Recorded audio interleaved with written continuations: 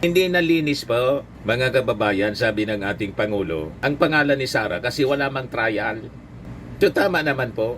At sinabi niya yon doon sa India sa media interview kasi tinanong sa kanya. Kung hindi man siguro tinanong, hindi man magsasabi yung ating Pangulo. Tinamaan kasi kayo sa katotohanan na sa desisyon ng Supreme Court, wala man pong pinawalang sala.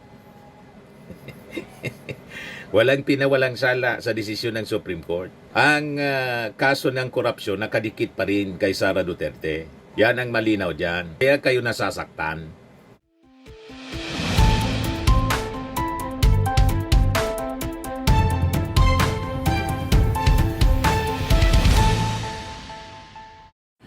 Hello po mga kababayan, si Dante Maravillas, Bicolano vlogger, broadcast journalist from Albay. Pag-usapan natin itong mga pahayag mga kababayan ni Baste.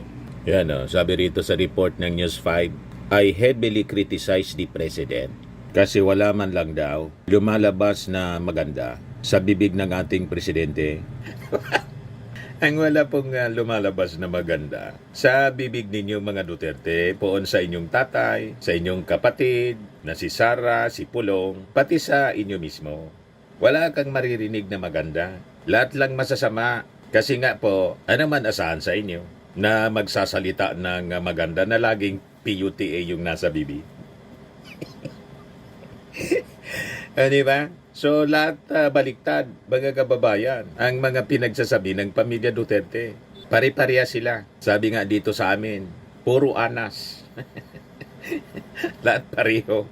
Kasi kung ano ang puno, ay siyang bunga. Di ba po, mga kababayan? Sayang ang tato. Galit na galit siya sa ating Pangulo kasi nung suna mga kababayan.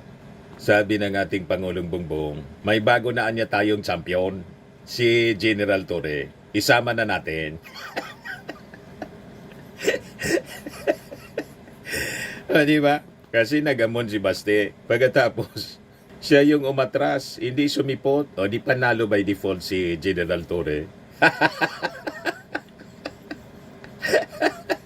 Alam ng mga mamamayang Filipino kung bakit ganun na lang ang galit ninyo sa ating Pangulo, sa ating administrasyon. Kasi ang totoong astig at maisog ang administrasyon ng ating Pangulo. At mismo yung ating Pangulo, sundalo.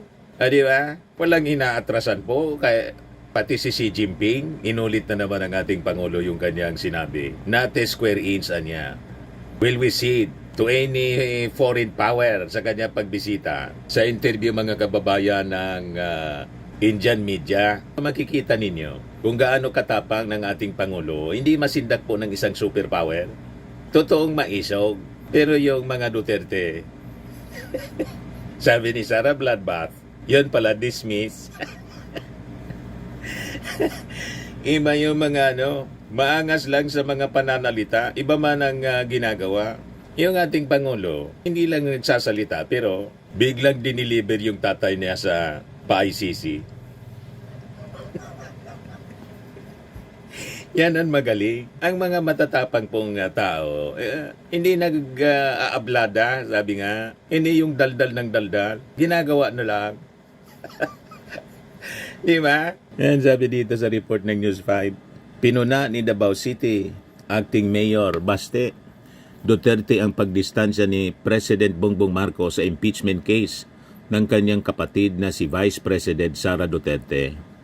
Sa isang ambos interview, iginiit niya na wala naman daw lumalabas sa bibig ng Pangulo na dapat pakinggan.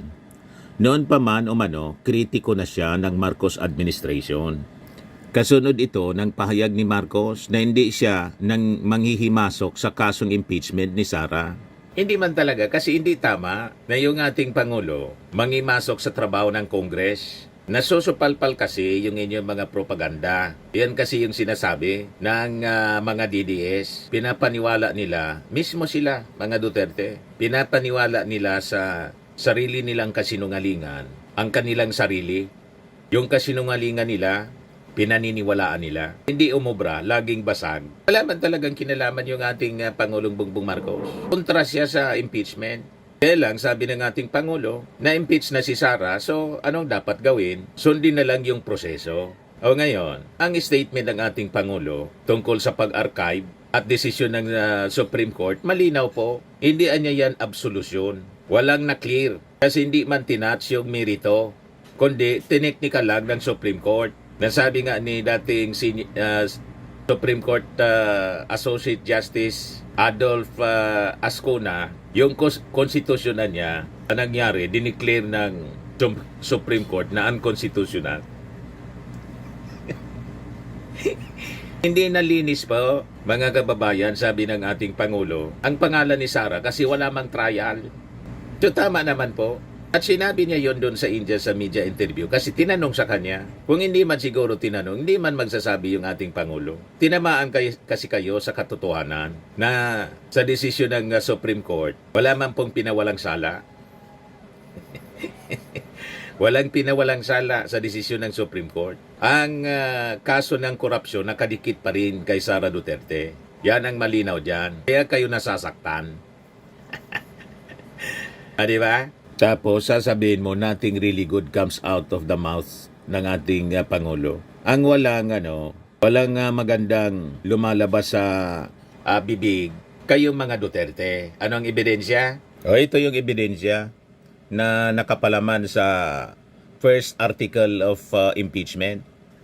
Huwag kang mag-alala, ma'am, sa security ko. Kasi may kinausap na ako na tao.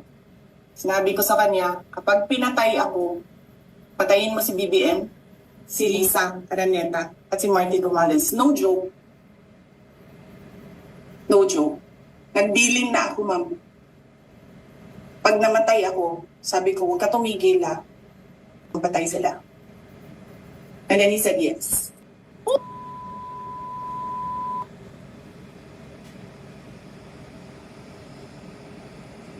Wala ka nga posisyon sa gobyerno, namimigay ka ng pera ng gobyerno eh. Ayun ang malinaw, recorded. Walang maganda na lumalabas sa bibig.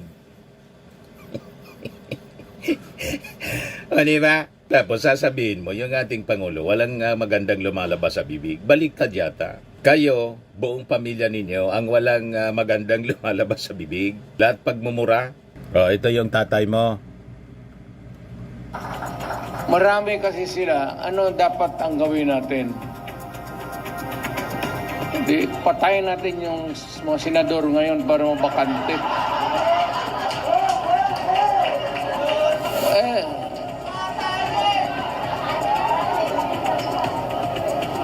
Makapatay tayo ng mga 15 na senador. Pasok na tayo lahat. Ayun, ang ebidensya na walang magandang lumalabas sa bibig po ninyo, ng pamilya ninyo. Pero never sa bibig ng ating Pangulong Bongbong Marcos, hindi mo maringgan ng mga masasamang salita. O ngayon, sabi, si Baste pupunta sa Dahig para bisitahin yung kanyang tatay. Sabi dito sa balita, ayon kay Duterte, bagamat maayos ang lagay ng kalusugan ng ama, hindi makakaila na pumayat ng dating Pangulo. Sabi ni Baste, you know, like any other person that would be in detention, will be depressed and you would have trouble eating. Hindi ka gaganahan kumain, but cognitively, he is okay. He is not a young person, he is old. When you are with your family and friends, makakain ka ng maayos. Pero kung ikaw, kahit sino sa atin, like any other ordinary person, pag nilagay sa detention center, even without a clear case against you, without due process, how would you feel? Very unjust yun, payag ni Baste. Ang very unjust po, yung na-EJK. At yung sinasabi, lagi ninyong sinasabi, na butot balat na. Mas okay pa po yung kalagayan ng tatay ninyo na butot balat. Pero sabi ninyo, kahit butot balat, okay naman yung inyong tatay. What about the victims ng EJK? Lagi nating sinasabi, yung mga biktima ng EJK, lahat na lang buto, wala nang balat. Natunaw na yung balat. Puro na lang buto. You see? So wala kayong dapat ipagreklamo. Yung inyong tatay pwede ninyong bisitahin buhay. Yung mga na-AJ case, lahat na nasa ilalim ng lupa, Without due process, patay na lahat na kaluluwa. So ang lagi ninyong sinasabi, yung inyong hinagpis. Pero never ninyo na sinasabi yung pains, yung hinagpis mula sa mga biktima ng AJ case. Kaya hindi po madadala sa ganyang mga pananalita yung ating mga mamamayang Pilipino kasi alam nila kung ano yung nangyari. Thousands of them. Yung tatay nyo, iisa man lang po. At inabot niya yung old age. Yung mga bata na nadamay sa AJK po, hindi na tumanda. Hindi naman tinukoy ni Duterte o ni Baste Duterte ang eksaktong pitsa ng pagpunta niya sa Netherlands. Tapos sa issue ng impeachment po, sa kanyang kapatid na si Sara, political daw. Purely political niya. Sabi dito, naniniwala si Acting City Mayor Sebastian Baste Duterte na sa umpisa pa lamang politika na ang motibo sa paghahain ng impeachment complaint laban sa kanyang kapatid na si Vice President Sara Duterte. Kung yan po ang paniwala ninyo political, mas maganda na ituloy yung trial. Bakit pinipigil po ng kampo ninyo ang trial? Mas maganda kung yan ang paniwala ninyo. Kasi anyway, napakarami na mga senador ang kakampi ninyo sa politika. So meaning, it will be to your advantage, to the advantage ni Sara Duterte, ituloy ang trial para mabilad yung sinasabi ninyong motibong politikal ng Congress. Di ba? Kasi pag sinabi mo motibo politikal, walang ebidensya. So lalong ma-acquit, madali na ma-acquit si Sara Duterte, yung kapatid po ninyo, sa impeachment trial. Kasi walang makikita na malakas na ebidensya laban sa kanya. Kasi political man lang po yung motibo. Sigurado na ma-acquit si Sara Duterte. Kasi 19 senators ang kumampi sa kanya.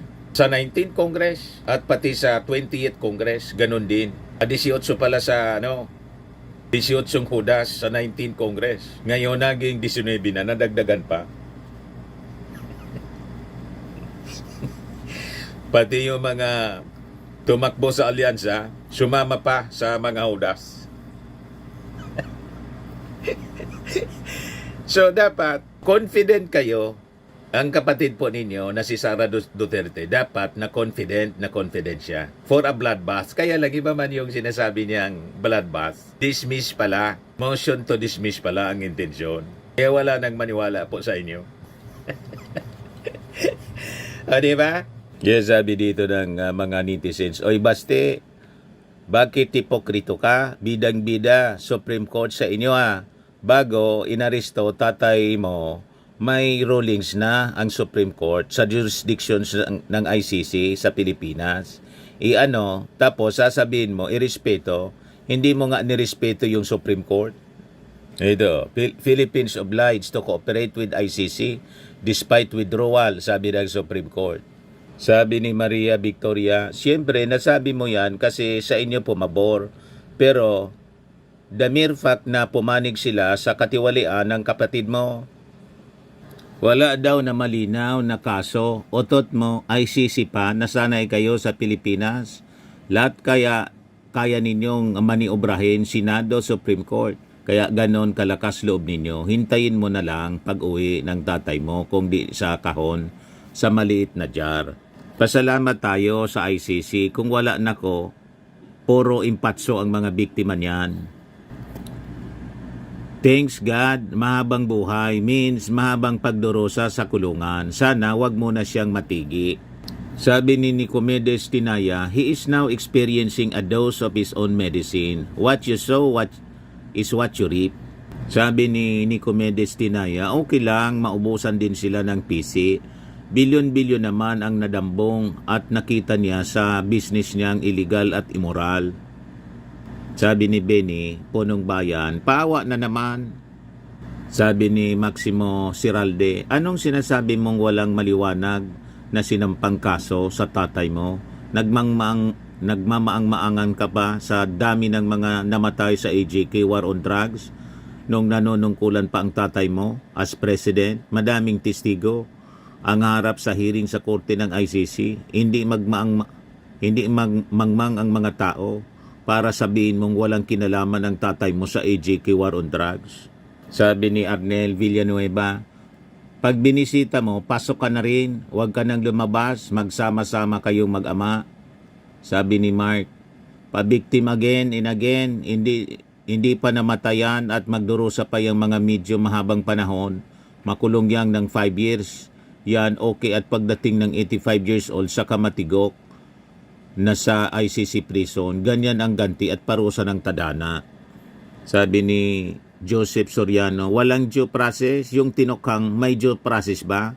Mahilig kayo sa pabiktim? Walang kumampi mga kababayan sa mga netizen, sa mga pinagsasabi ni Baste.